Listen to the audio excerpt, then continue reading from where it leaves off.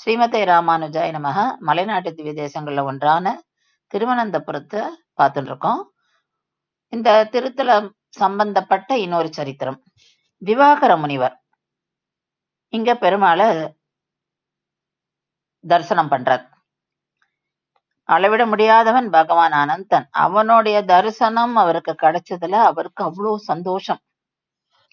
உடனே தேங்காய் சரகை எடுக்கிறார், உப்பு மாங்காயை பறிக்கிறார், அங்க பக்கத்துல இருக்க பெண்கிட்ட இருந்து அரிசி கஞ்சி வாங்குறார், பெருமாளுக்கு சமர்ப்பிக்கிறார். பெருமாளுக்கு அது அவ்வளோ பிடிச்சு சாப்பிட்டாராம். இன்னைக்கும் அதே தான் உண்கிறார் அப்படின்றார். அதாவது அந்த பிரசாதம் இன்னைக்கும் அவ பண்ற அங்க அத ரொம்ப அவர் ஆசைப்பட்டு சாப்பிடுவார் அப்படின்னு சொல்றார். ரிஷி பெருமாள் கிட்ட இவ்வளவு பெரிய திருமேனி என்னால சேவிக்க முடியல, ஆதி அந்தம் எங்க இருக்குன்னு தெரியல, நடுவுல மட்டும்தான் சேவாருது, அதனால நீங்க உங்களுடைய திருமேனியை சற்று சுருக்கி கொள்ளும்னு பிரார்த்திக்கிறார். பெருமாளும் தன் திருமேனியை 18 அடி அகலத்திற்கு சுருக்கிக் கொள்கிறாராம்.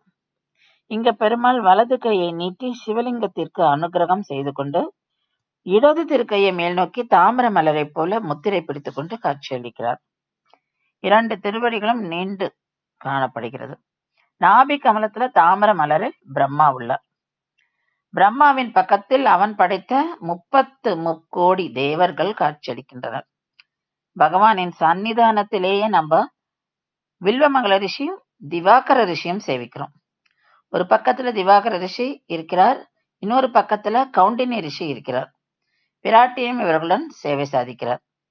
எம்பெருமான் 3 துவாரங்களால் சேவை சாதிப்பதுதான் இந்த திருத்தலத்தோட சிறப்பு. திருமுக மண்டலத்தை சேவிக்க ஒரு துவாரம், இதன் மூலம் நித்திய சூரிகள் சேவிக்கின்றனர். திருநாபியை சேவிப்பதற்கு ஒரு துவாரம், அதன் மூலம் பிரம்மாதி தேவர்கள் பெருமாளை சேவிக்கிறார். திருவடி தாமரைகள் சேவிப்பதற்கு 3வது துவாரம், இதன் மூலம் நம்மை போன்றவர்கள் சேவிக்கிறார்கள்.